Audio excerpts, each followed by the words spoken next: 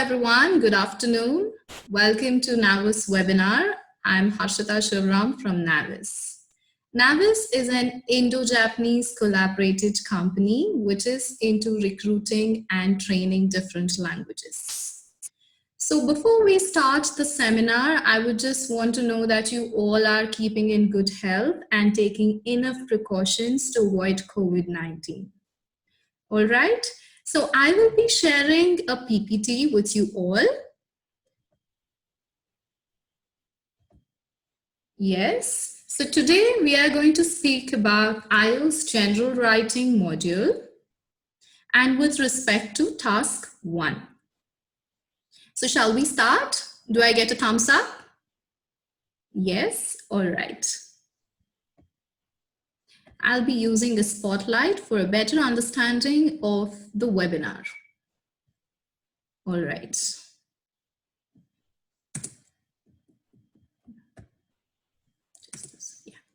So before we get into the main topic, that is task 1 of general module writing, we're going to learn what is IELTS.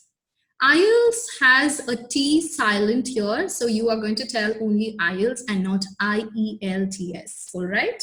So what is IELTS? IELTS is an international English language testing system which assesses your English language skills constructed on 4 different modules. One is listening, second is reading, and then writing, and the last is speaking. So where are IELTS tests being accepted? We will see. One is in UK, then Australia and other English-speaking countries, including the USA. And in some universities of USA, in spite of GRE, they do accept IELTS. And then, which are the bodies that recognizes IELTS? One is the professional bodies like the universities and colleges. And then it's the immigration authorities and then the government agencies. So IELTS is co-partnered by British Council and Cambridge University, as well as IDP Australia. IELTS is being divided into 2 different formats. One is the general training module and other is the academic training module. So today I will be speaking about general training module in detail with respect to task 1. So here we have listening and speaking same with respect to the 2 formats, but reading and writing completely changes. So let's see what is general training. General training is for those candidates who want to take up non-academic training, maybe with respect to nurses and other skilled workers. And for some work experience as well, they take up general training. And then for immigration purposes like PR visas. And the total time here is 2 hours 45 minutes. It is the same along with academic training. IELTS results are assessed based upon something called the band score, which ranges from 1 to 9. 1 is an average user, whereas 9 is an expert user in English. So let's see what is general training writing. General training writing requires 60 minutes to finish the test. Here there are task 1 and task 2, whereas here word count and time limit is very important. That is what I tell my students to concentrate on. 150 words minimum in task 1 is very important, and if you go shorter than this, you will be penalized under task fulfillment. And here the advice time is 20 minutes. And the task description here, it requires a letter format. It can be formal, semi-formal, and informal letter format. And then for the task 2, we have 250 words minimum and the advice time is 40 minutes. Since the word limit is more here, the timing is as well more. And here it requires discursive essays, wherein you argue, or maybe you even defend an opinion, which is related to a general topic. So further, in general training, before we take up the task 1, we do have something called the pre-task. Let's see what it is. Letters. Yes, like I said, letters are very important in task 1. So what is a letter? Letter is nothing but a means of communication. I would tell my students to keep their ideas simple and do not go complex. Cover all the bullet points. As I go down, you will be learning what are the bullet points and the prompts in the question. So here you have to cover all the bullet points, and it can be in any order. Organize well. Yes, writing task requires organization skills. You have to have a proper syntax or proper sentence formation. Use your own experience for ideas, can make things up if needed. So if in case you want to give an illustration or an example, you can definitely keep your ideas as your own experience. Otherwise, you can as well make a fictional story in your mind. The reason you are writing or purpose of writing must be clear. Yes, once we write a letter to somebody, we will have a reason, right? The same thing goes with IELTS as well. We need to keep the purpose and the reason behind the letter very clear and crisp. Write in the first person. What is writing in the first person is something you will be wondering. So let's see what is writing in the first person. So here the first person means I, me, myself. I am right. For example, there are some standard expressions here that you can use in IELTS writing. So we will look at it. I am writing with regard, reference to, or I'm in connection with. I am writing to express my concern or dissatisfaction about. I would like to draw your attention. So these you probably might have used a couple of times, but what about this? I would like to draw your attention. So this you can write it for formal letters, wherein maybe you are talking to a government body like BBMP and you're telling that your street light is not blinking, and maybe you can write telling that I would like to draw your attention towards this issue and please look into it. So what is a don't that I would request my students to not commit? One is don't misinterpret the situation and always explain properly for the given question. So let's see the forms of letter writing before we go into the illustrations. Letter forms are of 3 types here. One is formal, semi-formal, and the other is informal. So what is a formal letter? Formal letter is for those whom you can write to who are in professional connection with you and not a personal connection. So whom you don't know at all. Maybe it can be a customer service agent or maybe an online portal as well as a company that you want to apply a job for. Coming to the semi-formal letter. So semi-formal, you would have at least got an idea what is a semi-formal. Maybe it is between a formal and an informal. Yes, that is right. It is between formal and informal. So here you do know them, but then you don't have a personal connection. You have a professional connection with them, like your principal, professor, landlord, as I have mentioned in the example, etc. Coming to the informal letter. Informal letter is those whom you can write to, whom you have a personal connection with, like family, friends, relatives. And in that, you can at least maybe invite somebody for your house gathering, thanking a friend, apologizing, or maybe asking advice. So we shall see the detail one after the other, like a peeling orange. So formal letter writing, here I have mentioned that the advice time is 20 minutes and then the least that you can have the word count is 150 words. So this is the question. You have heard that a developer plans to build a shopping center near your home. Write a letter to the council. In your letter, what you got to mention is 3 points, or these are known as the bullet points. The fact that I have written the 1, 2, 3 number is because there are 3 bullet points. Say how you heard about the plan, explain how you feel about it, ask for more information about it. So as you see this question, probably it might look like a situation, right? Yes.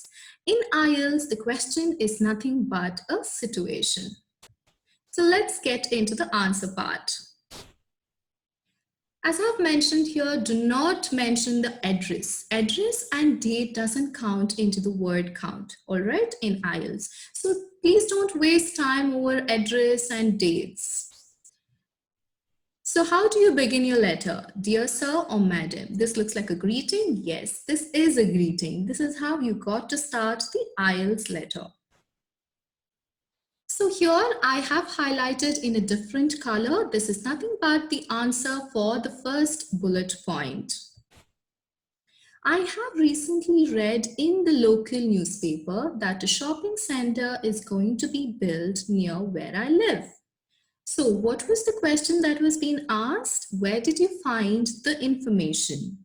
So he found the information in a local newspaper that a building is going to be built near his resident. And not just that, I always tell my students to look into the elaboration of the bullet points.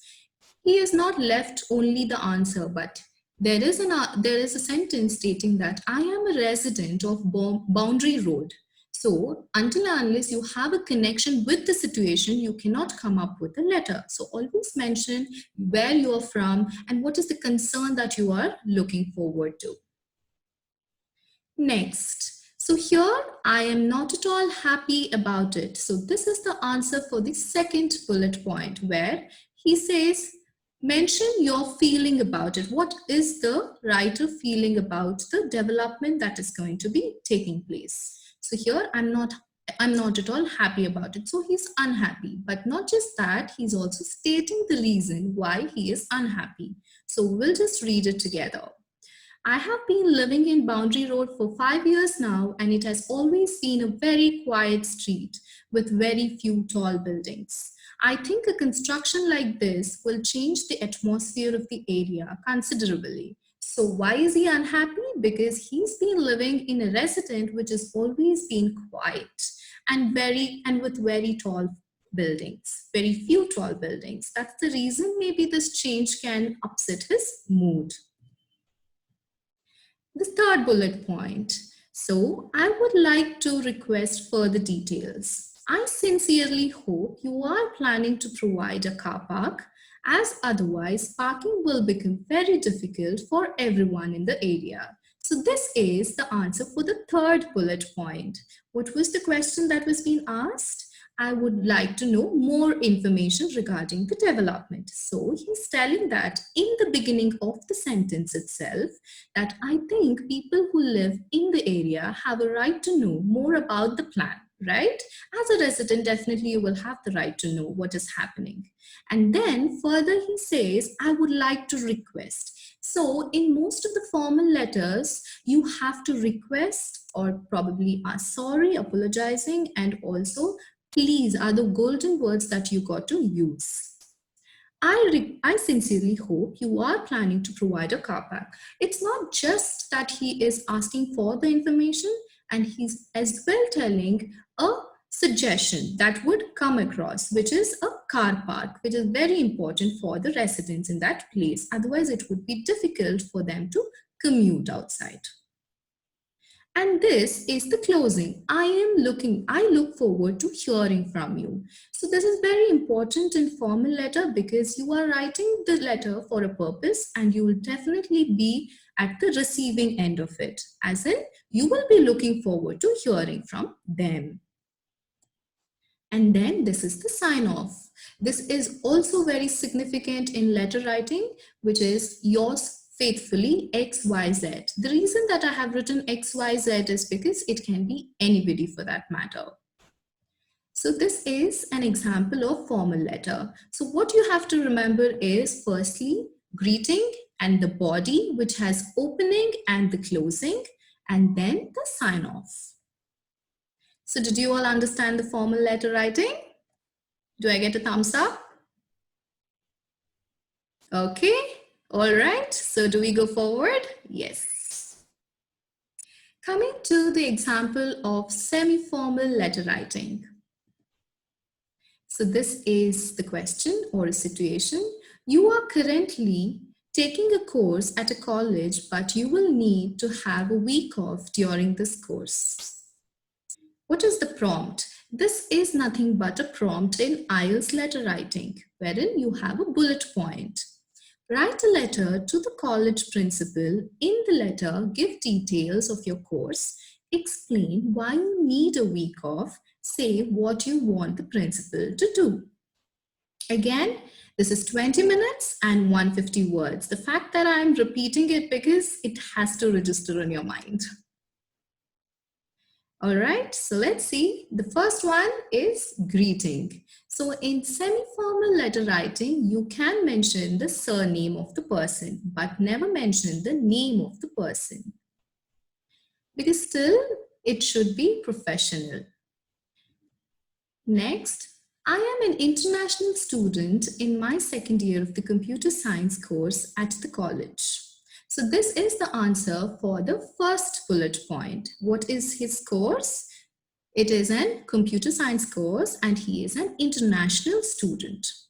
And not just that, he's also elaborating the bullet point telling that my tutor is Mr. Johnson and I am a full-time student living in the college residence. So let's see, why is he mentioning tutor Mr. Johnson?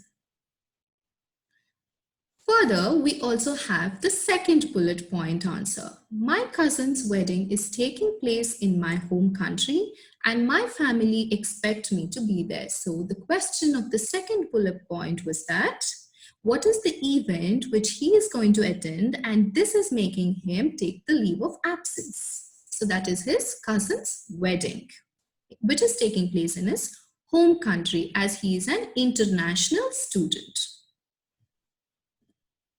So not just that, he is also mentioning a concern that he has towards the college or his course. He's also telling that although, remember guys, this although is nothing but a linker or a connector in IELTS. Although, consequently, furthermore, all these are connectors which you have to include in your letter writing or even your essays. Although this will mean that I have to miss lectures for a week, I can arrange for one of my friends on the course to give me any notes concerning what I have missed. So he's also telling that he is concerned about missing the class and hence he has an alternative plan for what he is going to miss, that he will borrow notes from his friend. So this is something that you can keep it for your principal or your professor, that you're showing an interest in learning, in studying the particular course. And that can as well convince them for you to be granted leave. So the third bullet point is that permission to be absent. So what was it that the student was looking forward to from the principal was the question. So what is he looking forward to? It's a permission to be absent. So he doesn't leave it there, but he further continues to Mr. Johnson. And that's the reason at the beginning I mentioned Mr. Johnson here. So from the beginning, 25th May. Yeah. If you are kind enough to allow me to do this, I will speak to Mr. Johnson and arrange to make up for any work that I did not do while I was away. So since the principal will grant me leave, I will definitely ask Mr. Johnson to coordinate for his work or the absence of leave that he's going to take. Last, it's yours faithfully. Yours faithfully is a sign off. And now you might be wondering, where is the closing statement, right? So here, there is a closing statement here itself where he's reiterating or repeating the entire purpose of writing the letter, which is leave of absence. So you can also write it this way, especially in formal and semi-formal letters. I would request my students to go this way. And then you can sign off. Again, it is XYZ. And here the word count is 157 words, which is about 150 words. So in semi-formal letter, you can either use yours faithfully, yours sincerely, kind regards. All these things can be used in sign off. So did you understand semi-formal letter? Do I get a thumbs up? All right. So shall we go forward? Yes. Okay. So this is informal letter writing. Again, we have 20 minutes and 150 words. So this is the question or a situation. You arrange to visit a friend in Canada, but an important event at home now means that you must change the dates of the visit. What is the prompt? Write a letter to your friend. In your letter, mention these and elaborate. Explain the important event, apologize for the situation, suggest a new arrangement. So let's see how to go about. Now that you have seen the two samples, you'll definitely be able to recognize the first step. It's the greeting. Yes, that's right. Dear Anna. So here what you can see is the name of the person is directly mentioned. That's because it's an informal letter writing. So I usually tell my students to go freestyle when you are going for informal letter writing. You can write however you want to. So let's read the highlighted one. Last week, I was chosen to play tennis for my regional team in a national tournament. So what is the event that is making her miss her friend's visit to Canada? It is a tennis tournament which she has at a national level. So this is the answer for the first prompt. And not just that, can you observe there is how are things with you? I'm afraid something has come up here. So never start with an answer to a question. Always have something to tell in the beginning, be it with formal or informal or a semi-formal letter. For example, in informal letter, she is asking how are things with you? That's how we also greet people, right? So make it in a word form. And then I am sorry. This is the highlighted second prompt. I am sorry, but this probably means that I won't be able to visit you. So here she is apologizing for the situation that she is into. So this is the answer for the second prompt. So you will be wondering, ma'am, you have the two answers in the first para itself. That's okay. You can do it however you want to, okay? All right, and then we will read the third prompt answer. I can take some time off in early March and my air ticket can be changed with no problem. So what was the third prompt question? What is an alternative that is being suggested? So she's telling that she can definitely come off and meet her maybe in March, in early March, and she wants to book an air ticket, which is possible or not. She's asking the friend of hers, so that if she is saying yes, then she will book a ticket. So like this, you can connect your situation. Please write and let me know what your reaction is. I'm sure you realize that it's an honor to be selected to represent your region. And so I don't want to miss this great opportunity. Not just by writing this, but also she is convincing her to accept her apology by telling that it is an honor to be selected to represent anybody's region. Okay, so here she is restating the entire purpose of writing the letter itself. So this is the closing. All right, so always make sure that in the conclusion you are restating the entire purpose of writing the letter. And next, let's see. I am looking forward to hearing from you. So obviously you have written a letter to get an answer. So she looks forward to hearing from her because she has to book an air ticket, right? Yes. And further, best wishes, Fernanda. Yes. In the best wishes, you can mention your nickname as well, and you can mention your full name. Anyhow, I just tell you to go freestyle rather. So here in I'm looking forward to hearing from you, you can also replace it as I'm looking forward to seeing you, I look forward to see you. All these standard expressions you can make use of.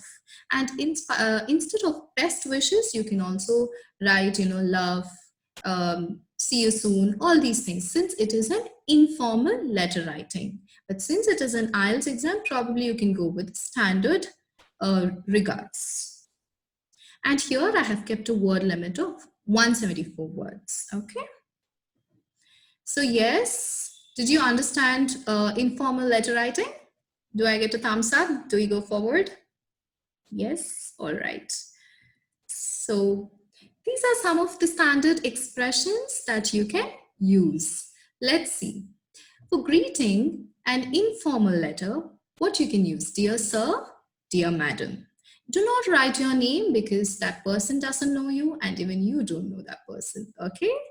So then sign off, you can use yours sincerely, yours faithfully, regards, and then your name.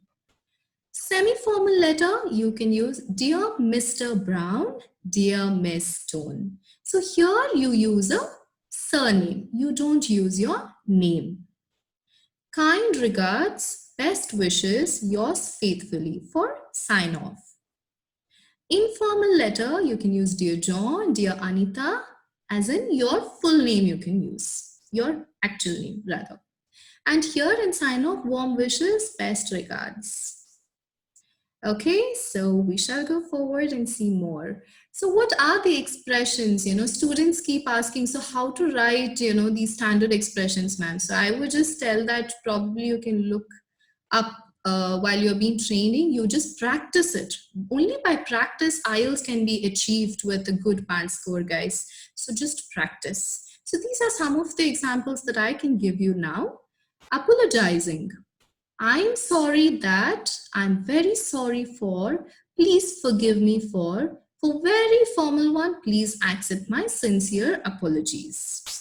For asking help, I would be grateful if you could. I was wondering if you could help me. So this is very informal. Could you please? All these things you can definitely make use of. Closing. Closing, you can use I look forward to seeing you, I look forward to hearing from you, etc.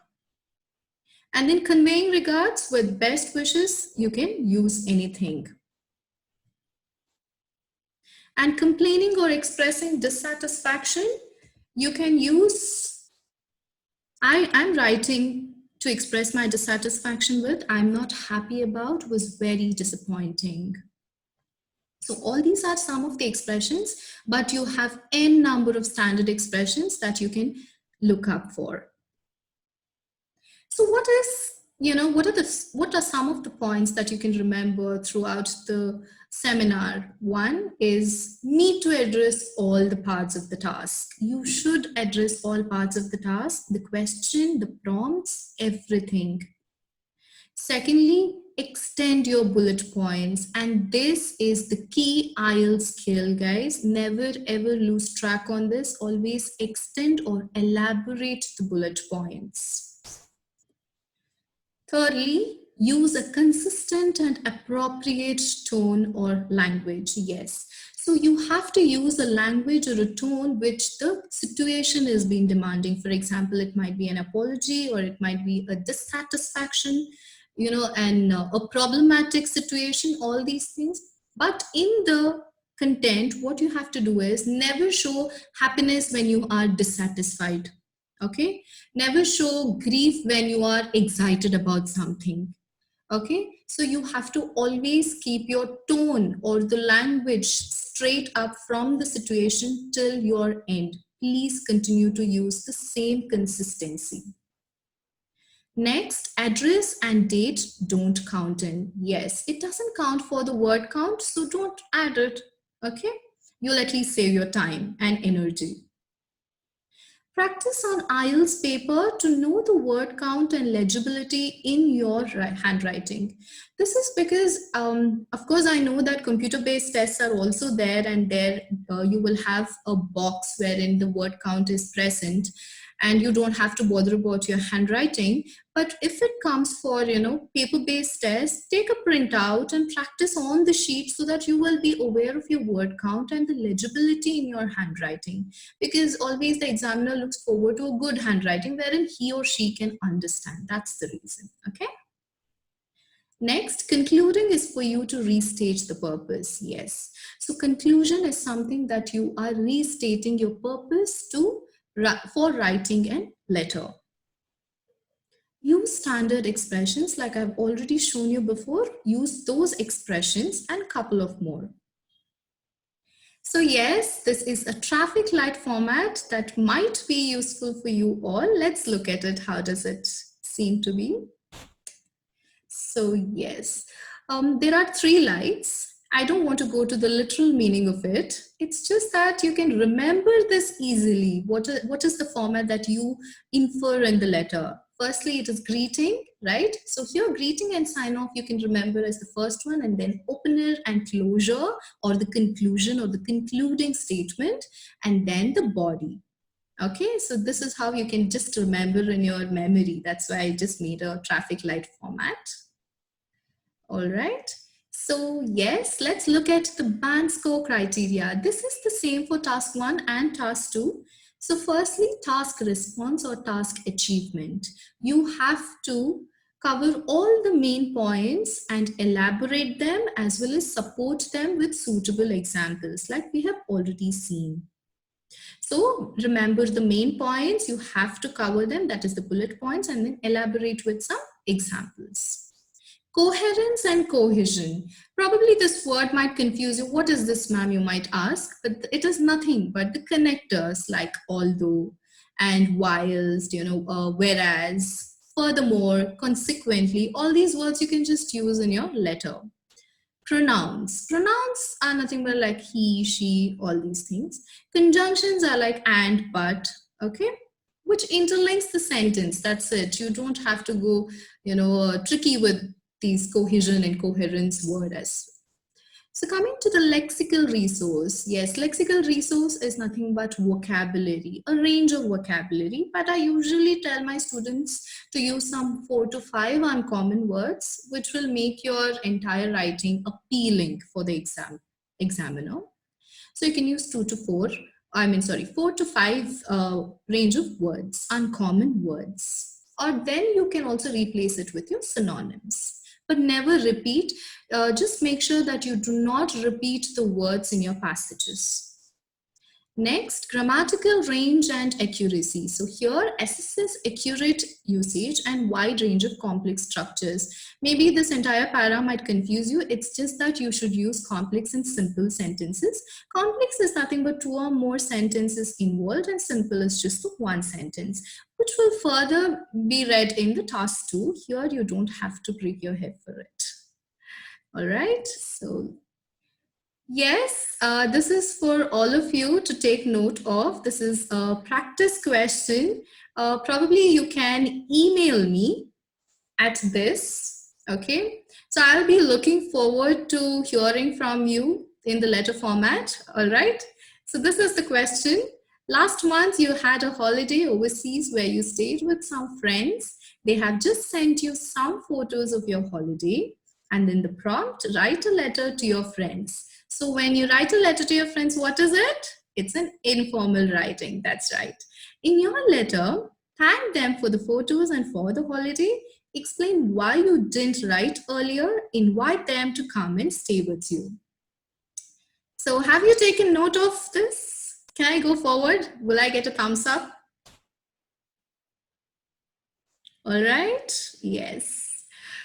Okay, so to conclude this task, that is task 1. So we started with the introduction of IELTS, and then we covered introduction to general training and then general writing module. After which we had task 1 and then illustrations or examples, and then some standard expressions we used. And then we looked at the band score criteria for IELTS, right? All right, so this is about the seminar, all of you. So I am open for the questions right now. So I will just stop sharing the screen for now. Yes. I'll unmute you all. Yes. So the floor is open for the questions. Any kind of questions is welcomed, which is with respect to task 1, obviously. And if in case you have any kind of doubt also, please drop in. You can as well text me. There is a chat option if you are hesitating to talk. I will answer it for you.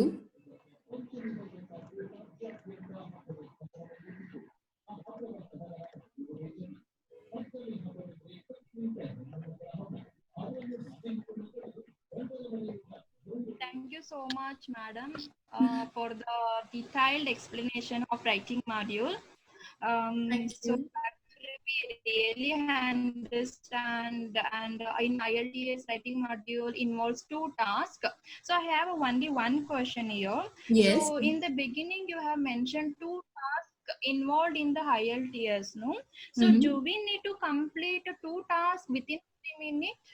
Or is there any like a task 1 and task 2, is there any separate like a time limit? I just wanted to know. Oh, okay, very nice. It's a very interesting question, though. Maybe everybody else might also have the same doubt. So, yes, general training module is usually 60 minutes, and under which we have task 1 and task 2.